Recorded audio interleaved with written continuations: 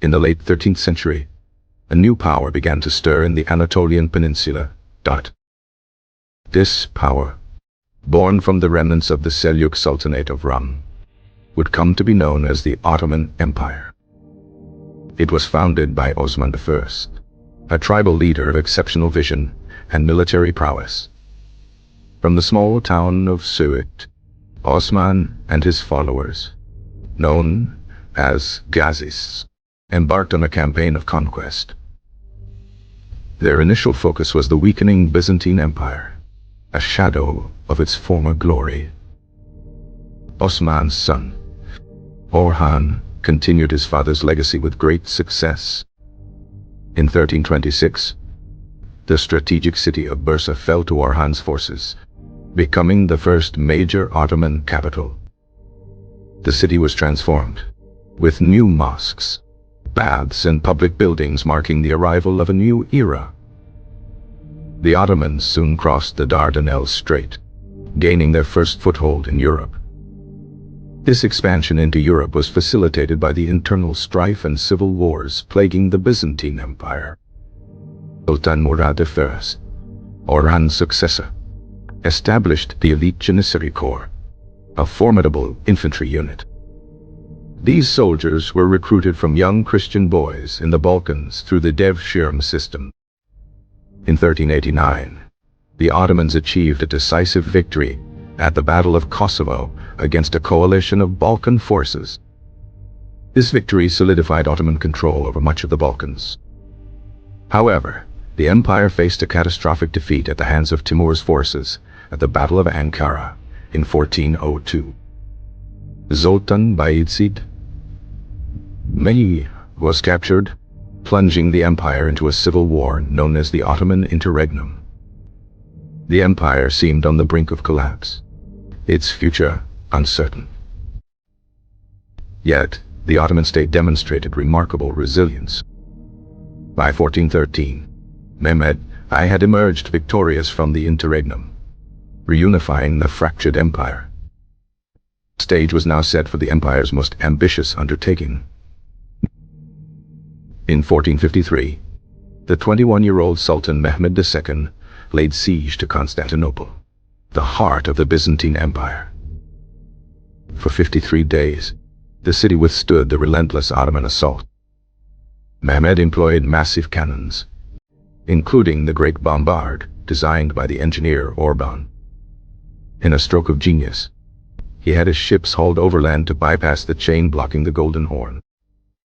On May 29, 1453, the final assault began, and the ancient walls were breached. The fall of Constantinople sent shockwaves throughout Christendom and marked the end of the Middle Ages. Mehmed the Conqueror rode into the city, making it the new capital of his empire, Istanbul. The city was repopulated and rebuilt, quickly becoming a vibrant center of commerce, culture, and power. The empire entered a golden age of expansion and cultural flourishing. Sultan Selim I, known as the Grim, dramatically expanded the empire's eastern and southern borders.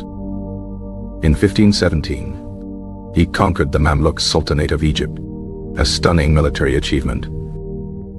This victory brought the holy cities of Mecca and Medina under Ottoman protection. The Ottoman Sultan now held the prestigious title of Caliph of the Muslim world. The empire reached its absolute zenith under the reign of Selim's son, Sulayman the Magnificent. Sulayman's reign, from 1520 to 1566, is considered the peak of Ottoman power and prosperity. His armies pushed deep into Europe, laying siege to Vienna in 1529. His navy, under the command of the famed Admiral Barbarossa Hayreddin Pasha, dominated the Mediterranean Sea. Sulayman was not just a conqueror but also a great legislator, known as the lawgiver. Reformed the legal code, ensuring justice and administrative efficiency across his vast domain. This era saw a tremendous flourishing of art, literature, and architecture. The master architect, Mimar Sinan, designed hundreds of magnificent mosques, bridges, and palaces. The Suleimani Mosque, with its elegant domes and slender minarets, dominated the Istanbul skyline.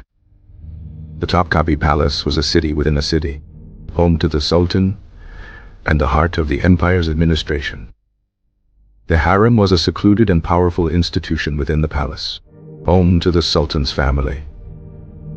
However, even at its peak, the seeds of decline were being sown. The death of Suleiman in 1566 marked a turning point for the empire. A series of less capable sultans followed, often more interested in the pleasures of the harem than in governance.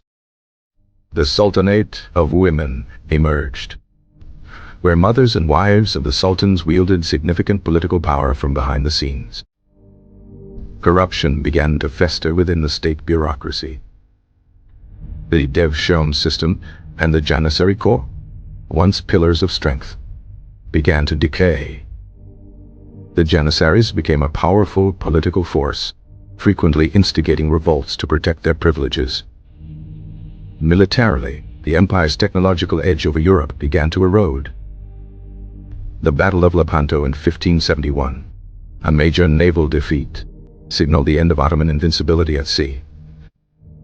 While the navy was rebuilt, the loss of experienced sailors and commanders was a significant blow.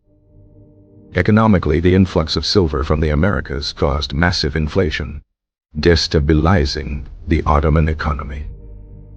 European powers also established new sea routes to Asia, bypassing the Ottoman-controlled land routes. This diversion of trade deprived the empire of a crucial source of revenue. Despite these challenges, the empire could still project immense power. The Second Siege of Vienna in 1683 represented a final, ambitious gamble to strike at the heart of Europe. The failure of the siege was a catastrophic psychological and military blow. The subsequent Treaty of Karlowitz in 1699 forced the Ottomans to cede vast territories in Europe for the first time. This marked the beginning of the Great Retreat. The 18th century was characterized by a series of costly wars, particularly with the rising Russian Empire. Russia sought access to the Black Sea and championed the cause of Orthodox Christians within the Ottoman Empire. The Tulip period in the early 18th century saw a brief flourishing of culture and a fascination with European styles. The first Ottoman printing press was established, but it faced resistance from religious conservatives. Attempts at reform began, as some leaders recognized the need to modernize the army and administration.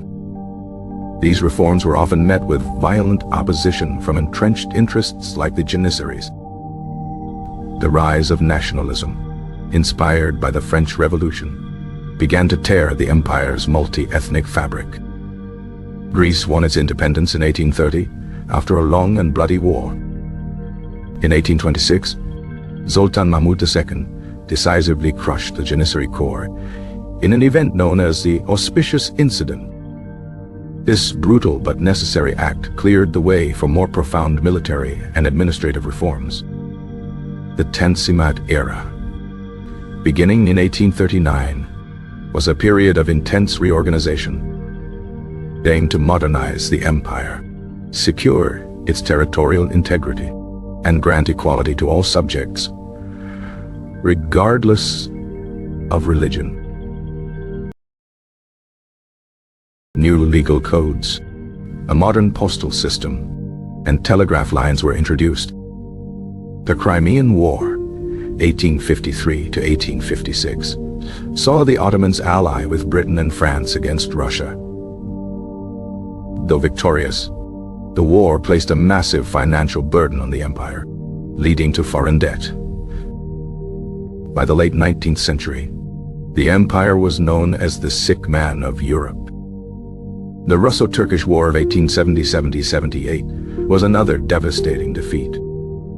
The subsequent Congress of Berlin confirmed the independence of Serbia, Romania, and Montenegro. Sultan Abdul Hamid II responded by suspending the short-lived constitution and ruling as an autocrat.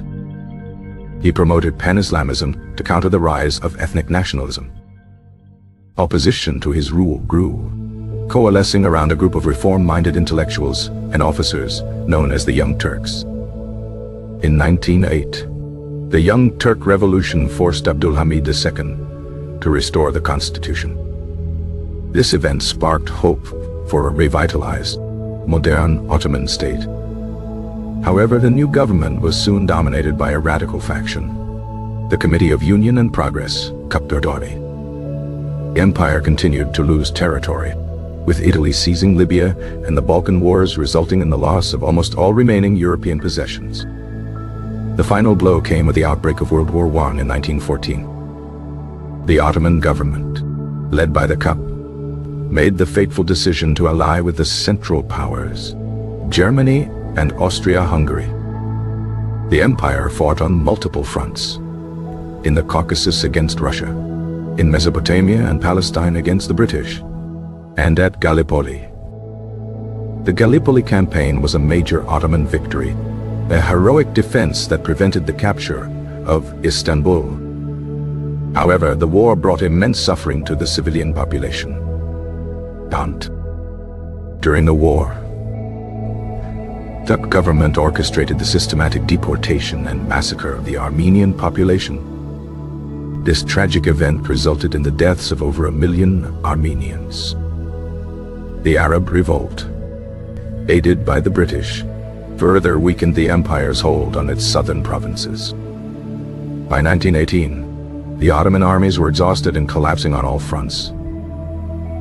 On October 30th, 1918, the Ottoman Empire signed the Armistice of Mudros, ending its participation in the war. The armistice was followed by the Allied occupation of Istanbul and other key parts of the empire.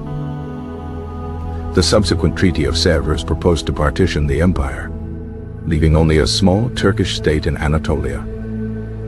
This harsh treaty sparked a nationalist uprising led by the war hero Mustafa Kemal Atatürk.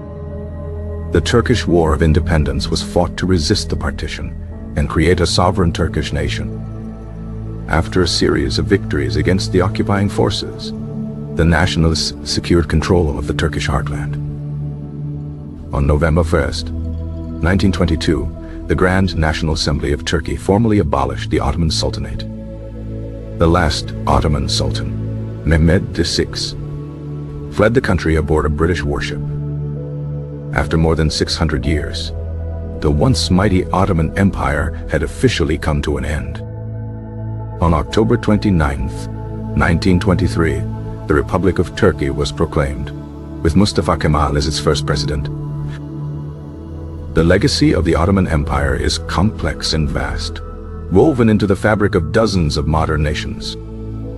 It left behind a rich heritage of art, architecture, cuisine, and law that continues to influence the world. From the Balkans to the Arabian Peninsula, its memory evokes feelings of a golden age, of oppression, and of a shared, complex history